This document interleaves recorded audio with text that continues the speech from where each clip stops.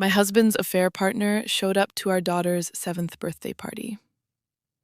I made sure every single parent in the room knew exactly who she was. I thought we had a normal life. Married 8 years, one beautiful little girl named Emma, a house that finally felt like home, a husband I trusted. Then I found the texts. Not one or two flirty messages, 47 of them. Hotel receipts, late-night Uber rides to an address that wasn't ours, and a selfie she sent him at 11:47 p.m. wearing nothing but his dress shirt, the same shirt I bought him for Christmas. Her name was Chelsea. She worked at the same company as my husband, Mark. They met at a conference. I hired a lawyer the same week I discovered everything. I was building a quiet case. I wanted to protect Emma from the explosion. My plan was simple.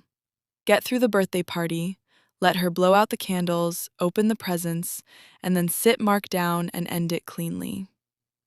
Chelsea had other plans. She walked into the party like she belonged there.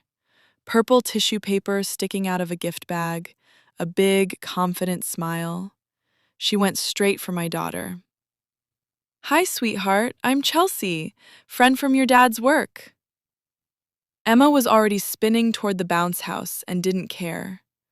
But Chelsea's eyes never left mine. Calculating, testing. The exact same eyes from that selfie. Mark stood frozen by the snack table. His hand stopped halfway to the napkins. He looked like someone had hit pause on his entire body. I kept my voice bright and friendly. "Chelsea, so glad you could make it." She tilted her head. That little flicker of smugness crossed her face. She thought she'd won something by showing up. She thought she was planting a flag in my living room. I raised my voice just enough for the whole room to hear. "I was just telling the other moms about how you and my husband have been sleeping together for the past 4 months." The bounce house motor kept humming. Everything else stopped. Plastic forks froze over paper plates. Conversations died mid-sentence. One little boy asked what sleeping together meant and got immediately shushed. Chelsea's smile cracked. "Excuse me?" Her voice came out thin. Mark finally moved, rushing towards us with both hands up like he was approaching a wild animal. "Babe, can we just talk outside?" "We're done talking." I already had my phone open to the screenshots. But Chelsea might want to hear some of her greatest hits. I turned the volume up and read clearly. "Can't wait to feel you again." Told her I have a work trip next week. She has no idea. Mark lunged for the phone. I stepped back. "That one's my favorite. Really captures the respect you both have for me." Parents started pulling their kids closer. One mom covered her son's ears. Chelsea backed toward the door, gift bag clutched to her chest like a shield. "This is insane," she said, her voice shaking. "You're insane." "I have hotel receipts, credit card statements, 47 text messages. And now I have a room full of witnesses who just watched you walk into my daughter's birthday party like you belonged here." Emma appeared at my elbow, cupcake frosting smeared on her chin. "Mommy, why is everyone quiet?" I knelt down to her level. The room blurred at the edges. "Sometimes grown-ups make really bad choices, sweetheart. Mommy's handling it." "Is Daddy in trouble?" "Yes." She nodded solemnly and ran back to her friends. Chelsea was halfway to the exit. Mark trailed after her. I called out loud enough for the entire room. 10 seconds. Then I make sure your company finds out. I know you met at the conference. I know you violated the fraternization policy. My attorney's investigator was very thorough." She ran. Mark followed her into the parking lot, throwing one desperate look back at me that I didn't return. The room stayed frozen for a few more seconds. Then Andrea, whose son is in Emma's class, walked over and squeezed my shoulder. "I saw the whole thing," she said quietly. "If you need a witness, I'm in." Two other moms nodded. One was already typing on her phone. I looked around the room. "I'm sorry this happened here, but I'm not sorry for making sure everyone knows exactly who showed up to my daughter's party today." Someone started the music again. Kids slowly drifted back to the bounce house. Parents resumed talking in lower voices. I caught the looks: sympathy, solidarity, shock. Emma blew out her candles 20 minutes later. I held it together long enough to cut the cake. Mark came back inside alone.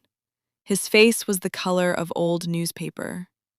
He walked straight past the parents still clustered near the snack table and stopped in front of me. "We need to talk." "We really don't. Please, not here. Not like this." Andrea moved closer to my side. Two other moms had their phones out now, not even pretending they weren't recording. "You brought her here," I said. "You gave her our address, our daughter's birthday. So yes, here is perfect." He reached for my arm. I jerked back. "Don't touch me." "I didn't know she was coming. I swear, I didn't know." "You expect me to believe that?" He glanced around at all the watching faces and lowered his voice. "She's been texting me constantly. I told her it was over. I told her we couldn't see each other anymore." I pulled up the messages from 2 nights ago and turned the screen toward him. "Missing you already. Can't stop thinking about Thursday night." Thursday, as in 48 hours ago. His jaw worked, but nothing came out. "So either you're lying now, or you were lying to her, or both. Which is it?" I was trying to let her down easy. I didn't want her to... To what? Show up to our daughter's birthday party? My voice rose. "Too late!" One of the dads cleared his throat. "Maybe we should give you two some privacy." "Stay," I said. "Please. I want witnesses for this." Mark's face flushed red with anger. "You're humiliating me." I actually laughed. It came out sharp enough to cut. "I'm humiliating you? You humiliated me every time you lied about working late, every time you kissed me after being with her, every time you looked at our daughter and pretended you were someone worth respecting."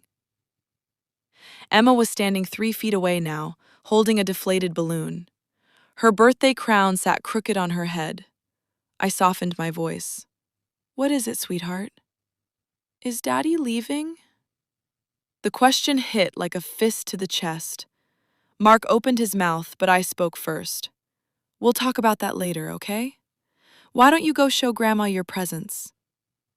My mother had appeared in the doorway, taking in the scene with pursed lips and hard eyes. She held out her hand.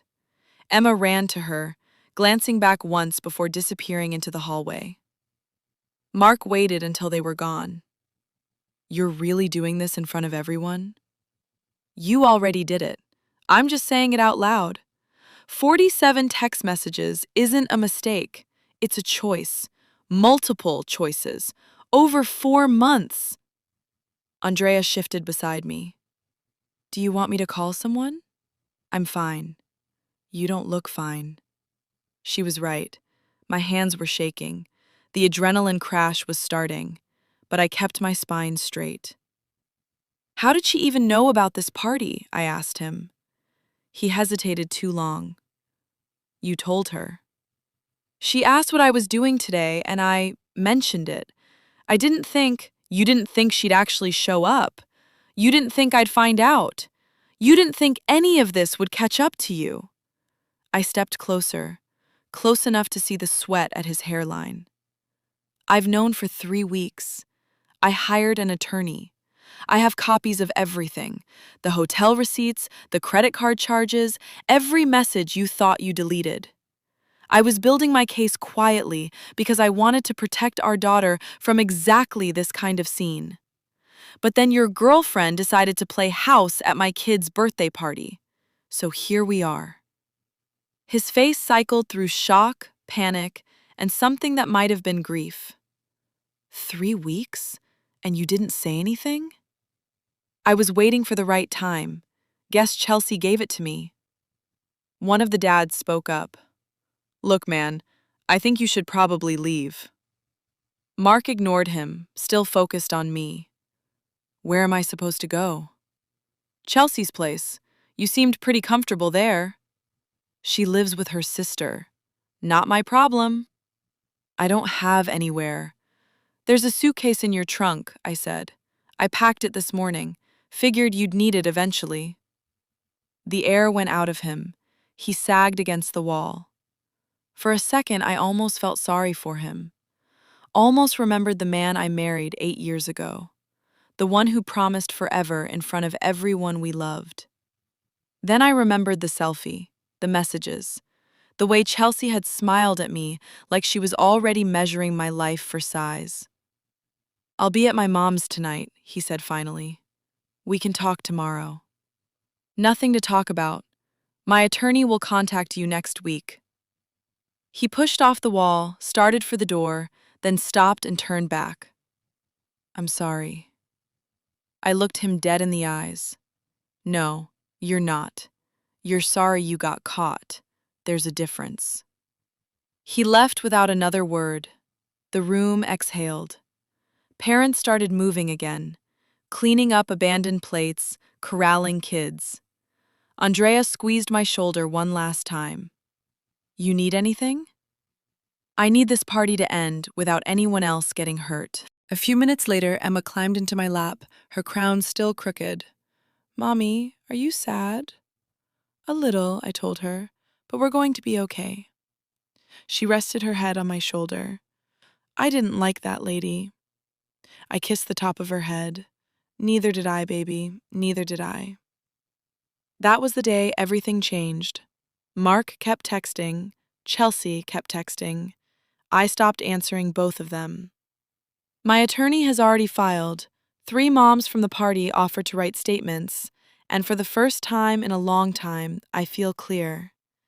If you're still staying quiet for the kids or to keep the peace was already gone.